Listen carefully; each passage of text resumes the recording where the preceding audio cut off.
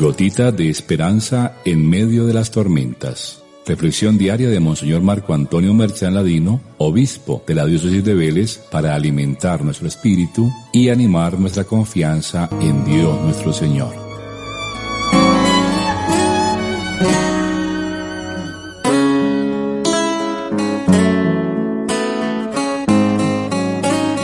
Queridos hijos e hijas, las gotitas de esperanza de hoy continúan el relato de la multiplicación de los panes y de los peces que tuvimos la oportunidad de reflexionar ayer. El milagro de la multiplicación dejó en los apóstoles un sentimiento muy positivo, casi mágico, que les hubiese gustado prolongar en el tiempo. Por eso el Señor tiene que obligarlos a ir a la otra orilla. No era el momento para disfrutar el éxito, sino que el pan, como para el profeta Elías, era la fuerza para seguir caminando, para continuar el camino durante 40 días hasta el monte de Dios, como nos cuenta el primer libro de los Reyes. Como para nosotros, la Eucaristía es y debe ser alimento para continuar la misión. No puede ser ocasión para alejarnos de ella o para descansar y no hacer nada, aun cuando tantas veces nos gustaría. El mismo Señor lo confirma al despedir él mismo a la gente. El pan es fuerza para que todos continuemos el camino, y él después de esto vuelve a la oración. Desde lo alto acompaña a sus discípulos en la travesía del mundo y a la gente en sus labores y en su misión cotidiana. Para los discípulos torna la noche.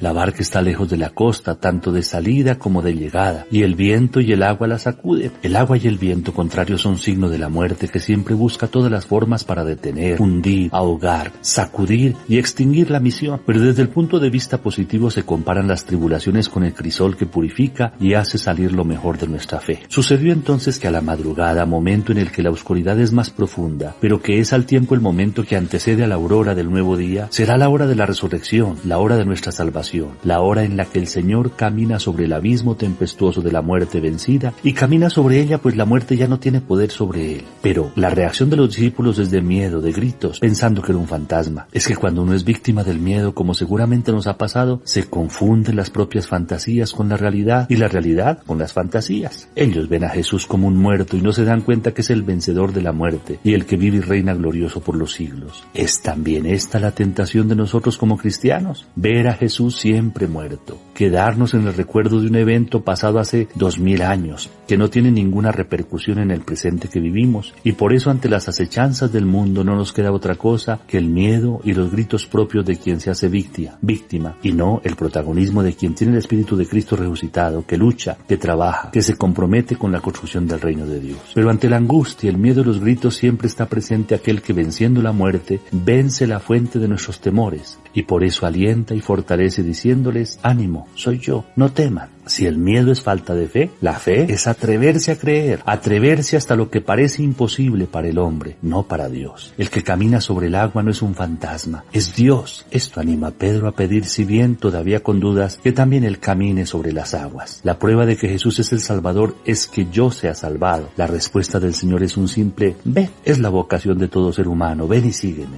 llamados a caminar con él y como él por encima de las aguas y del abismo. Pedro acepta el reto y logra hacer lo que Jesús ha hecho, pero se asusta. Mientras ve a Jesús camina, cuando deja de verlo se hunde. En él hundirse le queda siempre el último recurso, gritar al Señor. Y es ahí en donde el Señor extiende la mano, que lo aferra y lo salva. Es en medio de nuestras situaciones límite que necesitamos aprender a gritar siempre: Señor, sálvame. Aunque vale la pena no esperar a estar en medio de estas situaciones para confesar nuestra fe y experimentar la salvación del Señor. Hombre de poca fe, esa será la palabra que el Señor le dirige a Pedro y a nosotros, que no podemos negar que la fe existe en nosotros, pero es poca, insuficiente diríamos, como para poder superar las pruebas duras, de manera que no podemos nunca perder la mirada del único que nos puede salvar, nunca ser sordos a su llamada que nos dice ven, y disponer siempre nuestros pasos para arriesgarnos a seguirlo caminando con él y como él por todos los caminos del mundo, y afrontando con él todas las pruebas y tribulaciones que se nos puedan presentar, con la certeza de que al subir a su barca llega la calma cuando lo adoramos y lo reconocemos, y podemos decir junto a los discípulos: verdaderamente él es el Hijo de Dios. Confesemos todos nosotros esta verdad maravillosa. Creemos en Cristo, creemos en el Hijo de Dios, creemos en aquel que camina por encima del abismo, creemos en el victorioso sobre la muerte. Es en Él en el que creemos y por eso nunca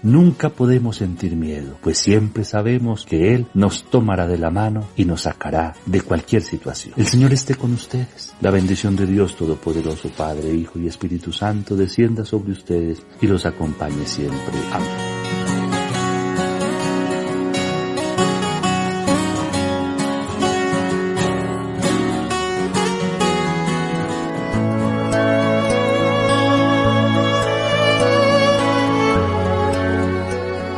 Gotita de esperanza en medio de las tormentas. Reflexión diaria de Monseñor Marco Antonio Merchán Ladino, obispo de la diócesis de Vélez, para alimentar nuestro espíritu y animar nuestra confianza en Dios nuestro Señor.